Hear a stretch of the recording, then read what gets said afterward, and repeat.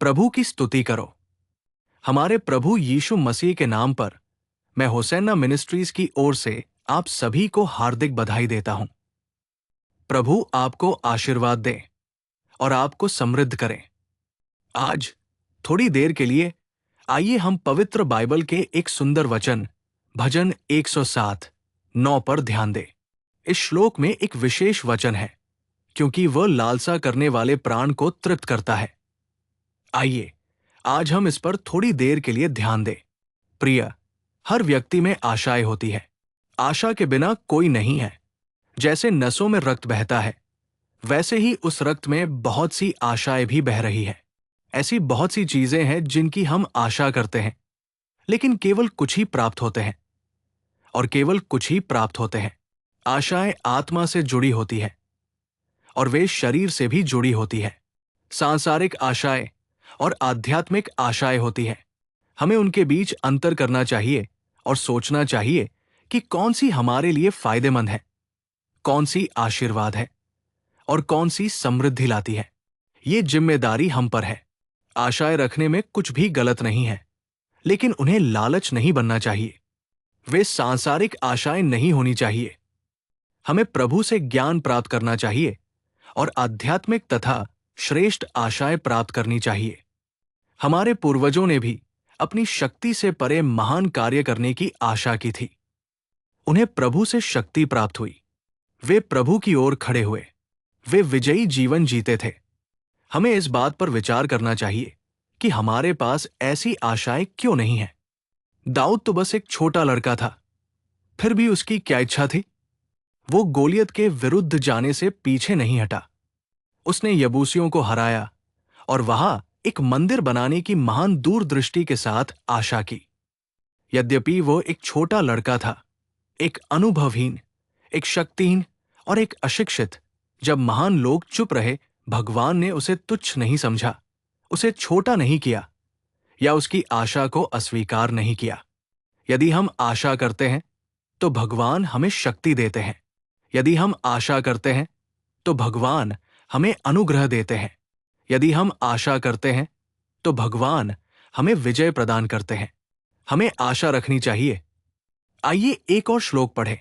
भजन 146 5 कहता है, धन्य है वो जिसकी सहायता याकूब का परमेश्वर करता है और जिसका भरोसा यहोवा उसके परमेश्वर पर है। प्रिय, इसे देखिए, जो परमेश्वर पर आशा रखता है और उस मार्ग पर चलता है, उसे धन्य कहा जाता है। हमें परमेश्वर पर आशा रखनी चाहिए। मेरा परमेश्वर मेरी आशा पूरी करेगा। मेरा परमेश्वर मेरी आशा को संतुष्ट करेगा। मेरा परमेश्वर प्रार्थना सुनता है। मेरा परमेश्वर निश्चित रूप से ये कार्य पूरा करेगा। ऐसी परमेश्वर संबंधी आशा रखना एक धन्य अनुभव है। हम जो कुछ भी करते हैं वो आशा से जुड़ा हुआ है। अभी भी हम जो भक्ति कर रहे हैं, इस दुनिया में हम एक अलग लोग हैं। इसका क्या कारण है? हमारे दिलों में एक आशा है। हम हमेशा हमेशा परमेश्वर के साथ रहने की आशा करते हैं। हम उस शहर में पहुंचने की आशा करते हैं जिसकी नींव अडिग है, जहां न रात है और न दिन। हम हमेशा हमेशा परमेश्वर के साथ रहने की आशा करते हैं। ये सभी आशाएं हैं। हमने स्वर्ग का राज्य नहीं देखा है। हम किसी ऐसी चीज के लिए तरस रहे हैं जिसे हमने नहीं देखा है। हमने प्रभु को सपनों और दर्शनों में देखा है, लेकिन आमने सामने नहीं। फिर भी हम अदृश्य परमेश्वर तक पहुंचने और उसे आमने सामने देखने की आशा कर रहे हैं। ये ऐसी आशाएं हैं जो हमें रखनी चाहिए और हमारे पास होनी चाहिए। परमेश्वर का वचन कहता है कि हम धन्य हैं। यदि आप भजन संहिता 27:4 पढ़ते हैं तो ये कहता है, मैंने यहोवा से एक ही बात मांगी है और उसी के लिए मैं प्रयत्नशील रहूंगा कि मैं जीवन भर यहोवा के भवन में वास करूं और यहोवा की मनोहरता पर दृष्टि लगाए रहूं और उसके मंदिर में ध्यान लगाओ। प्रिय, इस श्लोक को देखें। वो प्रभु की मनोहरता को देखना चाहता था। हमारी बहुत सी आशाएं हो सकती है, लेकिन क्या हमारे पास इतनी बड़ी आशा है? हमें प्रभु की मनोहरता को देखने की आशा करनी चाहिए। हमें प्रभु की मनोहरता क्यों देखनी चाहिए? क्योंकि ये शांति, विश्राम को दर्शाती है और हमें स्वर्ग की याद दिलाती है। प्रभु की मनोहरता देखिए, जब हम प्रभु के भवन में जाते हैं तो वहां कोई सांसारिक अशांति, कोई सांसारिक गतिविधियां, कोई मामले नहीं होते। जब हम परमेश्वर की उपस्थिति में जाते हैं, शांति से घुटने टेकते हैं और प्रार्थना करते हैं और उनके सच्चे वचन को स्वीकार करते हैं, तो उनकी उपस्थिति में जो आनंद मिलता है वो इस दुनिया में कहीं और नहीं मिल सकता। हमारे पास करोड़ों रुपए हो सकते हैं, हमारे पास संपत्ति, महल, धन संपत्ति हो सकती है, हमारे पास प्रभाव, नेतृत्व और शक्ति हो सकती है, लेकिन क्या हमारे पास प्रभु की सुंदरता है? क्या हमारे घर में प्रभु की सुंदरता है? क्या हमारे परिवार में प्रभु की सुंदरता निवास करती है? मैं शायद ऐसे तरीके से बोल रहा हूं जो आपको परेशान करता है, लेकिन एक सेवक के रूप में मुझे कहना होगा, जब मैं कुछ परिवारों में जाता हूं तो वहां कोई दिव्य सुंदरता नहीं होती। सभी सांसारिक वैभव वहां है, कीमती चीजें वहां है, शानदार सुविधाएं वहां है, प्रतिष्ठित लोग वहां है, शक्ति और शक्ति वहां है। लेकिन एक सेवक के रूप में मुझे कहना होगा, कुछ परिवारों में दिव्य सुंदरता नहीं, बल्कि भयानक काले कर्म दिखाई देते हैं, क्योंकि उन हृदयों में वे अंधकारमय अनुभव हुए हैं और उस घर में अंधकार से संबंधित जो गतिविधियां हो रही हैं, उनके कारण अंधकार छा गया है और उनके हृदयों में कोई अज्ञात उलझन है, कोई अज्ञात चिंता है। धन है लेकिन शांति नहीं है, लोग हैं लेकिन समाधान नहीं है, वे खाते हैं लेकिन भूख नहीं है, बीमारियों के चक्र में फंसे हुए वे अंधकारमय जीवन जी रहे हैं, उसे भारी रूप से झेलते हुए आगे बढ़ रहे हैं। वे कहते हैं संपत्ति या धन की कोई कमी नहीं है, लेकिन फिर भी हमारे परिवारों में कमी है, कमी है, कमी है। वे शांति और शांति की कमी के अनुभवों के बारे में विलाप करते हैं। जिन परिवारों में ईश्वरीय कृपा होती है, वहां ईश्वर का आशीर्वाद स्पष्ट रूप से देखा जा सकता है। मेरे प्यारे भाइयों और बहनों, अगर हम 10 रुपए भी कमाते हैं तो ये हमारे लिए आशीर्वाद होना चाहिए। हमें करोड़ों रुपए कमाने की कोई जरूरत नहीं है। अगर हम 10 रुपए भी कमाते हैं तो अगर वो हमारे लिए आशीर्वाद बन जाता है, अगर वो हमारे लिए समृद्धि बन जाता है, तो इससे बड़ा कोई सौभाग्य नहीं है। साथ ही मैं कुछ गरीब और वंचित परिवारों को जानता हूं। जब मैं उनके घर जाता हूं तो उन घरों में बहुत शांति होती है। वे गरीब हैं, छोटा घर है, छोटा काम है, छोटी नौकरी है, लेकिन जब उनके साथ बैठकर बात करते हैं या उनके साथ परमेश्वर का वचन साझा करते हैं तो उस घर में कितनी शांति होती है, क्योंकि वहां लगातार प्रार्थनाएं होती रहती है। परमेश्वर की उपस्थिति हमेशा वहां होती है। वे हमेशा परमेश्वर के वचन के बारे में तर्क करते और प्रार्थना करते रहते हैं, सच्चे दिल से। उस अनुग्रह को आसानी से पहचाना जा सकता है, कोई भी पहचान सकता है। इस घर पर ईश्वरीय अनुग्रह है, इस व्यक्ति पर ईश्वरीय अनुग्रह है। मेरे प्यारे भाइयों और बहनों, हमें ये आशा रखनी चाहिए। मैं उनका अनुग्रह देखना चाहता हूं, प्रभु के मंदिर में निवास करना चाहता हूं। मुझे परमेश्वर के मंदिर में रहना चाहिए। परमेश्वर के मंदिर का आशीर्वाद मुझ पर होना चाहिए। ये हमारे दिलों में आशाएं होनी चाहिए। भजनकार दाऊद कहते हैं, जब उन्होंने मुझसे कहा, आओ हम यहोवा के घर में चलें, तो मैं प्रसन्न हुआ। यही आशा है। मैं परमेश्वर के मंदिर में कब जाऊंगा? मैं उनकी उपस्थिति में कब समय बिताऊंगा? भगवान के घर जाना मनोरंजन या बेकार की बातों के लिए नहीं है। हमें इस तरह से व्यवहार करना चाहिए कि हम भगवान के घर में उनकी कृपा को देखें और वहां समय बिताएं। मान लीजिए हमें एक दिन की छुट्टी मिलती है। कितने लोगों को उम्मीद है कि वे इसे भगवान की उपस्थिति में बिताएंगे? अगर हमें कुछ समय मिलता है, कितने लोगों को भगवान के घर जाने, उनकी उपस्थिति में चुपचाप बैठने और समय बिताने की इच्छा होती है? जब समय मिलता है तो कितने लोग सोचते हैं, चलो घर पर घुटने टेकें और प्रार्थना करें, चलो भगवान के वचन पर ध्यान करें, चलो हम दिव्य उपस्थिति का अनुभव करें। हमारे पास बहुत सारी अनावश्यक गतिविधियां हैं। हम व्यर्थ की गतिविधियों में डूबे हुए हैं, लेकिन जो लोग भगवान की कृपा को देखने की आशा करते हैं वे धन्य हैं। वो कृपा उन्हें लंबी उम्र देती है, उन्हें स्वास्थ्य देती है, उन्हें कल्याण देती है, उन्हें खुशी देती है, उन्हें बहुतायत देती है। वो ईश्वरीय कृपा उन्हें जीवन भर जैतून के पौधों की तरह बढ़ने का कारण बनेगी। एक और वचन पवित्र शास्त्र से, मैं भजन 119:20 पढ़ रहा हूं। मेरा मन हर समय तेरे न्याय की लालसा से भरा रहता है।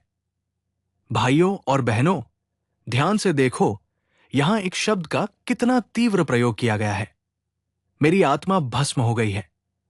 किस तरह की आशा आत्मा को नष्ट कर देती है। बच्चे अपने माता पिता के बारे में चिंता करते हैं, इसे बाहर व्यक्त करने में असमर्थ। कुछ कठिन और कष्टदायक परिस्थितियों के कारण वे भावनात्मक रूप से कुचले जाते हैं। तब बड़े बुजुर्ग कहते हैं, तुम इतने चिंतित क्यों हो? तुम ऐसे क्यों हो? तुम क्यों मुरझा रहे हो? तुम्हारे चेहरे पर चमक क्यों नहीं है? ये दुख क्यों? आत्मा के भस्म होने का यही अर्थ है। यदि वो दुख न होता तो वो असंतोष हृदय और आत्मा को पीड़ा देता। ये भक्त कहता है, उसके पास जो पीड़ा है, जो आशा है, जो इच्छा है, वो परमेश्वर के निर्णयों के बारे में है, परमेश्वर के वचन के बारे में है। वो अधिक ध्यान करना चाहता है, अधिक पढ़ना चाहता है, अधिक जानना चाहता है। वो सांत्वना देने वाले वचन की इच्छा रखता है, वो वचन जो साहस देता है, वो वचन जो शक्ति देता है। प्रियजनों, आध्यात्मिक रूप से मन वाले व्यक्ति की आशा को देखो। ये मुझे महान बनना है, मुझे सम्मानित होना है, मुझे अपने लोगों के बीच प्रसिद्ध होना है, नहीं है। नहीं, उसकी आशा उसे बर्बाद कर रही है। वो कहता है, वो आशा क्या है? कि मैं परमेश्वर के वचन के द्वारा आत्मिक रूप से मजबूत हो जाऊं। वचन परमेश्वर है, परमेश्वर वचन है। वो उस आशा को थामे हुए है, वो उस आशा को लिखित रूप में लिख रहा है। मैं आपसे एक बात खुलकर पूछना चाहता हूं, परमेश्वर के वचन के साथ आपका कैसा रिश्ता है? क्या ये ऐसा रिश्ता है जहां आप मुसीबत आने पर वचन पढ़ने के लिए दौड़ पड़ते हैं? या क्या आप वचन को तभी पढ़ते और सुनते हैं जब आप समृद्ध होते हैं? क्या ये एक अस्थायी लगाव है या एक स्थायी बंधन? बस एक बार इसके बारे में सोचें। यदि हम एक बार भी भोजन न करें तो हमारे शरीर में कमजोरी और बेचैनी देखी जा सकती है। जरा सोचिए, यदि हम एक बार भी परमेश्वर के वचन को न पढ़े, न सुने, न उस पर मनन करें, तो आध्यात्मिक रूप से हमारे पास आने वाली कमजोरी कैसी होगी? ऐसे समय में हम उस वचन के लिए कितनी लालसा और आशा करते हैं जो हमारी आत्मा को शक्ति देता है। क्या हम वचन को अपने हृदय में छिपा रहे हैं? क्या हम वचन को अपने हृदय में स्थान दे रहे हैं? क्या ये ऐसा कुछ नहीं है जिसके बारे में हमें सोचना चाहिए? परमेश्वर के वचन में अपनी आशा रखें। परमेश्वर के वचन को आशीर्वाद दें। वो वचन हमें आशीर्वाद देगा, हमें जीवन देगा और हमें मजबूत करेगा। एक और शब्द जो मैं आपको याद दिलाऊंगा, वो है भजन 119:18। मैं पढ़ रहा हूं, मेरी आंखें खोल दे कि मैं तेरी व्यवस्था से अद्भुत बातें देख सकूं। यहां उसकी व्यवस्था में अद्भुत बातें देखने की आशा। व्यवस्था की पुस्तकों में बहुत से अद्भुत कार्य लिखे हैं। मैं इन कार्यों को देखना चाहता हूं। ये एक बड़ी आशा है। हम पढ़ते हैं, हम वचन को किताब पढ़ने की तरह, अखबार पढ़ने की तरह तेजी से पढ़ते हैं। हम ऐसे ही पढ़ते हैं, लेकिन जो हम पढ़ते हैं उसे वास्तव में देखने की इच्छा होना एक बड़ी आशा है। हमें पूछना चाहिए, प्रभु, आपने उन दिनों में क्या किया था? क्या आप इन दिनों में भी हमारे लिए नहीं करेंगे? हमें पूछना चाहिए और प्राप्त करना चाहिए। वे शास्त्रों में लिखे हैं, वे मेरे जीवन में क्यों नहीं हो रहे हैं? हमें इस उम्मीद के साथ प्रतीक्षा करनी चाहिए कि हमारे प्रभु हमारे जीवन में क्या करेंगे। लेखन को केवल लेखन ही नहीं रहना चाहिए, उन सभी लेखन को आशा के साथ हमारे जीवन में अनुभवों में बदलना चाहिए। हमारे पास कई वादे हैं, हम वादों को सुनते हैं, हम वादों पर हाथ रखते हैं और प्रार्थना करते हैं। हमें उन कार्यों को पूरा होते देखने की आशा भी रखनी चाहिए। ऐसे लोगों के बारे में वचन कहता है, वे धन्य हैं। वचन ऐसा कहता है, प्रभु हमें ऐसे धन्य जीवन का आशीर्वाद दे। अपना सिर झुकाएं और प्रार्थना करें। जीवन के स्वामी, हमारे प्रभु, हम आपको धन्यवाद देते हैं। हमें किस तरह की आशा रखनी चाहिए, हमने शास्त्रों से कुछ बातें सीखी है। हमें उसी के अनुसार तैयार करें। हमें ऐसी आशा जगाए। हमें ऐसे दर्शन के साथ आगे बढ़ने में मदद करें। प्रभु, हमारे पूर्वज अच्छी आशा वाले लोग थे। वे आपके लिए गवाह और संदेशवाहक थे। हमें उनके जैसा बनने में मदद करें। सांसारिक चीजों के लिए नहीं, बल्कि आध्यात्मिक चीजों के लिए आशा और प्यास रखने के लिए, जैसे हिरण पानी की धाराओं के लिए तरसते हैं, प्रभु, कि हम भी आपकी लालसा करें, आपके वचन की आशा करें और आपके कार्यों को देखने की इच्छा करें। हमें अनुग्रह प्रदान करें और हमारा मार्गदर्शन करें। हम अपने आप को आपके हाथों में सौंप देते हैं। इन शब्दों को सुनने वाले हर व्यक्ति पर अपनी नजर रखें, उनका हाथ थाम ले, उनका नेतृत्व करें और उन्हें उनके गंतव्य तक पहुंचने में मदद करें। उनके परिवारों को आशीर्वाद दें, हर परिवार को स्वर्ग जैसा बनाएं। अगर कोई कमजोर है या बीमारी से पीड़ित है, तो मैं प्रार्थना करता हूं कि उसे छुए और ठीक करें। अपना हाथ बढ़ाए, प्रभु, अपना अनुग्रह दिखाए, प्रभु, अपना वचन भेजे, पिता। हमें मुक्ति, विजय और स्वास्थ्य प्राप्त करने में मदद करें। हम अपने आप को आपके हाथों में सौंपते हैं और यीशु के नाम पर प्रार्थना करते हैं। आमीन, आमीन। प्रभु आप सभी को आशीर्वाद दें और समृद्ध करें।